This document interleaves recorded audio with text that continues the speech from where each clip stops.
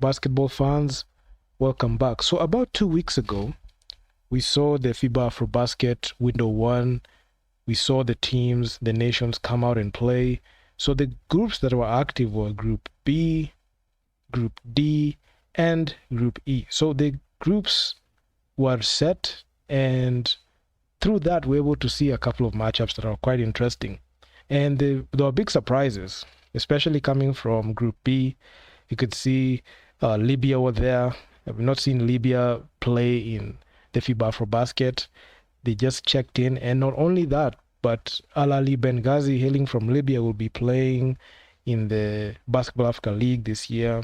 Cape Verde, they finished number 4 in the previous Afrobasket that happened in 2021. And right now they headlined with a 3-0 record to top Group B. And they're yet to lose a game. And they won 3 straight. Libya following with a record of 2-1 with a win percentage of 66.7. Then Uganda, our East African brothers. And last but not least is Nigeria. So I've made a couple of videos talking about how corrupt the Nigerian Basketball Federation is, but damn, their poor preparation on an incompetent federation were their Achilles heel, and they didn't even have like an adequate training camp to be able to like be at that level where they need to be. Because even looking back at the previous Afrobasket, they went 6-0 in the qualifiers, and this one they've started off in a 0-3 hole, and it was actually quite concerning. Hopefully we can be able to see what they can do moving on. But in Group D, Cote d'Ivoire just flexed their dominance, and they started off with a 3-0 record, topping Group D. Then we had Egypt with a 2-1 record, 66% win percentage, Madagascar, and the Central African Republic. So this is a group that didn't have a lot of surprises. One team had to take an L, and it was Egypt, and they were thoroughly dominating. And you could see Cote d'Ivoire and Egypt are just on that level. And I can see a situation where Egypt can even go through all the way, because in the last edition of the Afrobasket, they didn't have like a dominant showing in the actual Afrobasket. But looking at what they've been doing in the BAL, you can look at the Al Ali team hailing from Egypt. They have done wonders, especially looking at what they have done in continental basketball. But in the national team level, we just have to wait and see how they're able to play in these editions of the Afrobasket. But not even to forget, Cape Verde, Cote d'Ivoire, Egypt, and Angola played in the FIBA World Cup last year. So these are teams that are on that level, that are on the upper echelon of teams. I know Tunisia is also there on the mix, because right now basketball, as we speak in the continent, runs through North Africa and West Africa. West African nations, I'm not saying Nigeria, but you can see there's Cote d'Ivoire there. You can see there's Senegal there. Those two powerhouse teams. Then in North Africa, we have Morocco. Morocco won the FIBA AfroChan 2023 last year. They won it.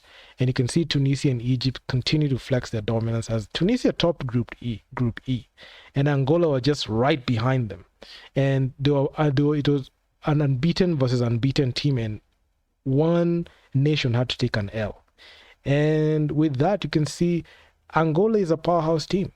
They made the FIBA World Cup, and they have the resume, and they have the talent, and they have players that can actually play ball. And also looking at even not only on the nation, but also even in the Basketball Africa League that is kicking off tomorrow, you can see they have players that, play not only continental basketball at the club level, but also in the national level, and they are very efficient at it.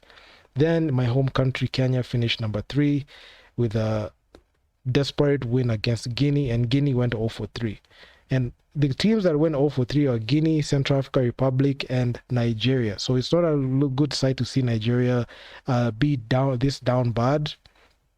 But given the circumstances in the lead up to this whole this whole window and this whole tournament, three-day tournament, I must say a lot of federations need to be indicted, and a lot of federations need to understand that they should stop embarrassing their own countries, given like the incompetence that they have in their own nation. Because whatever happens internally with their federations, it always comes out to light when we see such tournaments and you see nations come together to compete.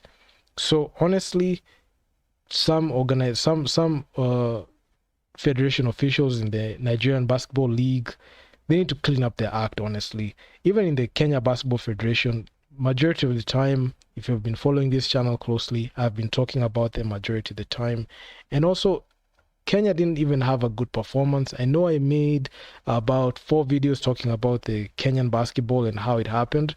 But if you look at it closely, you will see the underlying issue is leadership. And African federations are being indicted.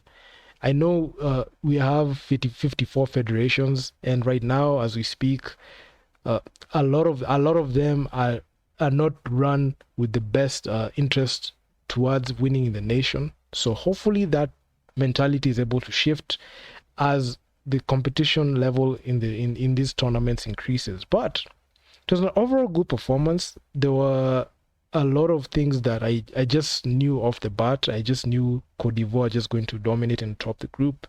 Tunisia are going to top. It was either Tunisia or Angola in Group E, because Angola, I was not going to give them a knock, because this is a team that has the ability to compete, and they were in the last year's FIBA World Cup. And also, if you look at even the BAL Elevate program, they produced 1 player.